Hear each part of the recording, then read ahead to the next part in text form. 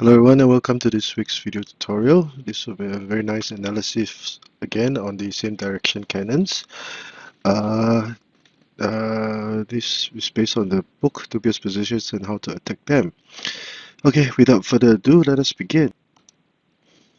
Okay, central cannon, same direction cannons. And in this board, instead of the ranked chariot, red will play the foul chariot and black will counter with the ranked chariot. P3 plus 1. This was, I believe, to be invented by the legendary Grandmaster Hu Ronghua. R9 equals to 4, cross palace, R8, H8 plus 7. Now, in this, red would consolidate his center with this move. Now, in the past, before the 1960s or 70s, one major issue that red would have to face at this point in time would be the threat of the black chariot, which would usually attack this horse. Now, as can be seen, black would now advance the chariot HR4 plus 5. Now, before the 1970s, this was the usual method of attack. Now, instead, it would have been better for black to have played H2 plus 3, and this would allow, or H2 plus 1 to allow for balanced development of the material. Now, because the black chariot was attacking alone, this chariot will become a major target of attack. Now, this would also be the position of discussion. But how should red defend and counter attack or against black's threat? That will be the main topic of discussion for this board. There are two variations. The first would be c5 equals to 4, whereby red would try to adopt the sandwich horse defense formation. The second one would be h3 plus 4. So, in variation 1, c5 equals to 4 played was whereby red would try to change its formation to deal with the issue of this black horse. Now, red horse, black would now advance his central pawn to attack from the center because the cannon had moved away and there was nothing to protect the center at this point in time. This is a very compact and tightly knit move, which is very powerful. Now, it would not be a good idea to play r4 equals to 3 because red will consolidate his defenses and red's formation is very staunch at this point in time and he will be able to counter black's attack at this point.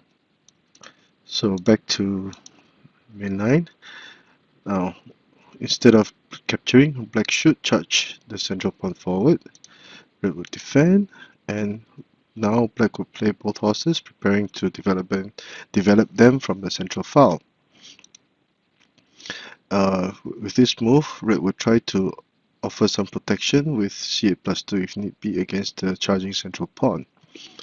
Now, another issue that must be discussed at this point is whether the cannon would it be viable for red to advance the cannon as would be used in a sandwich horse defense over here to create a pin. Well, the answer would be no, because if this were done, black would gladly sacrifice material and be prepared to attack. Now, black can also play c5 equals to 4 to attack the enemy pawn for a trade of material. For example, this will be a trade of material. This is one possible line, and black would still have a very playable game. Red formation will now be dismantled, and black would have a very nice formation going on.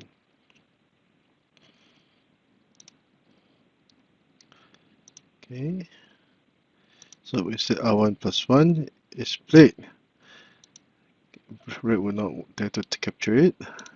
Black will still continue to sacrifice its material, and after sacrificing, this would be a pseudo sacrifice because black will now play h7 plus 5 and the cannon will have nowhere to go. Black will recover lost material and red would not have gained anything in the process and even lost the central cannon that he began with.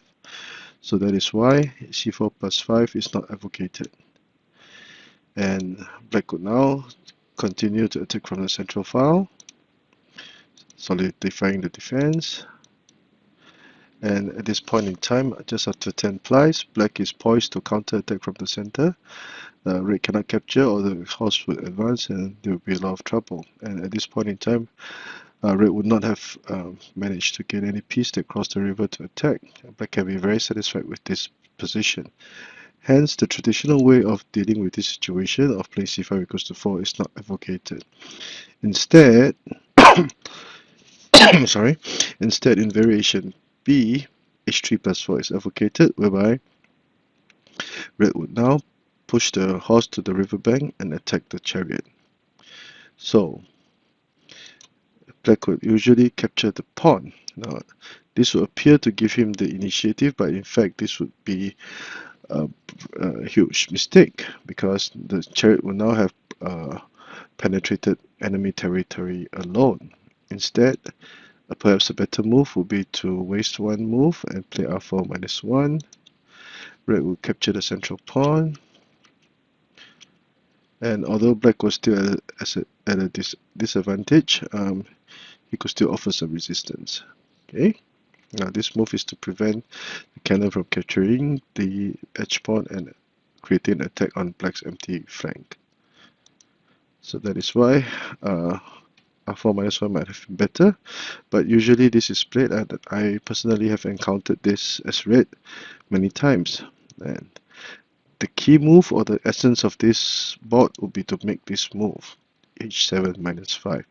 Now, this would appear to go against the usual tenets of Xiangqi opening theory. However, at this point in time, in this situation, this is a brilliant move. Black would not have to worry about black playing capturing the central pawn, because there will be a fork by the horse, this horse over here.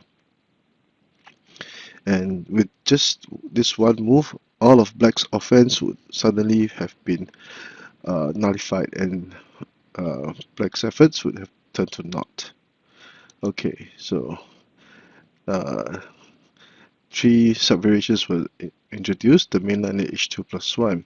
So okay, let's see this variation whereby black would capture the central pawn. Red would immediately apply a fork, and after trading material, the horse will now be developed. Now note that there's nothing on black's central file, sorry, so the chariot cannot leave. If it left, this would be a check. And all of at this point in time, after 11 plies, we can see that black had used up too many moves just to move this chariot, and his entire right flank was undeveloped. Red would have an extreme initiative in this situation. Now there are many other options. Sometimes I will play r2 equals to r2 plus 3 to prepare to push the horse to the central file, etc. Now it would also not be a good idea to capture the central pawn with a chariot, because the horse would now be developed from this flank. It will be protected, and if black tried to gain material or to hinder the development, red would immediately play c5 minus 1. Now red would now prepare to ambush with c8 equals to 4, c8 equals to 5, and there are also other options like playing r2 plus 6, e7, r2 plus 6, c8 equals to 5, e7, red could also continue e7 plus 5, r2 plus 6, c8 equals to 5, etc.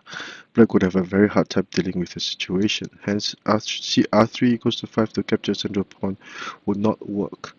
Now in the book, h2 plus 1 was analyzed.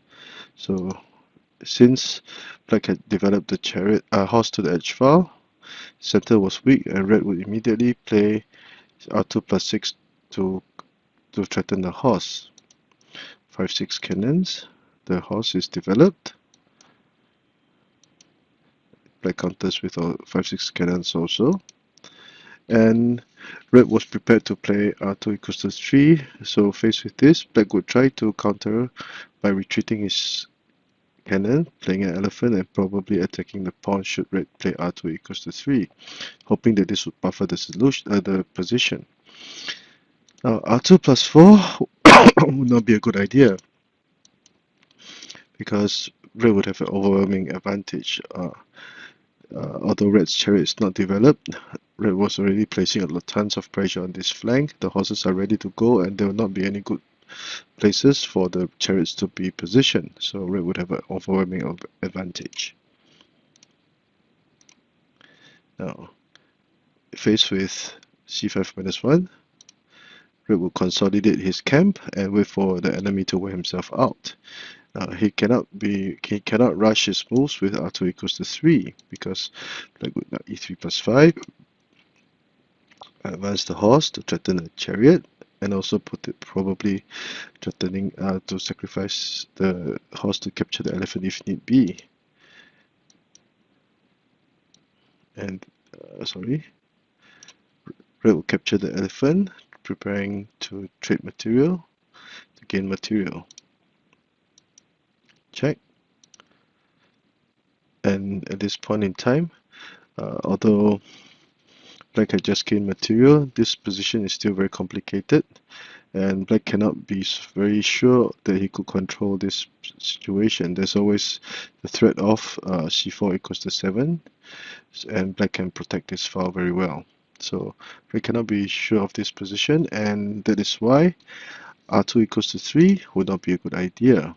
Instead, red should consolidate his defenses, attacking the central pawn. Check. And at this point in time, we can see that red would have 4 pawns versus 3 pawns. The other material is about the same, but red's positioning is much better. So the pawns would have the more extra pawns, and this position would mean that red would have the advantage firmly in hand. So let us review this game from the eyes of black. Okay, central cannon, foul chariot versus rank chariot, p3 plus 1. Now it has become the standard. h8 plus 7, r4 plus 5, which is a mistake nowadays. h2 plus 3 or h2 plus 1 is usually played. Variation A, red tries to adopt the Xiangqi defense formation. Black attacks from the middle, and after some rounds, black would now focus his attack on the central file. In variation B, the correct move, this horse would now move away from danger, and it will take a long and winding path, which is the title of the board. h4 plus 3, a brilliant move. Black should not capture, or this would be a fork. r2 plus 6, immediately to attack the flank. Red would now move all his pieces to very good positions.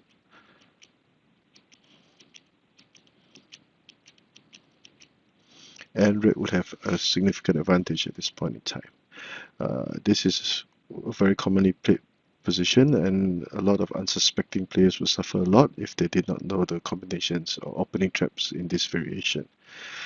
So I hope you've enjoyed this board. If you like the work that I've been doing, please do subscribe to my channel, and I'll post more material as time goes by. Thank you.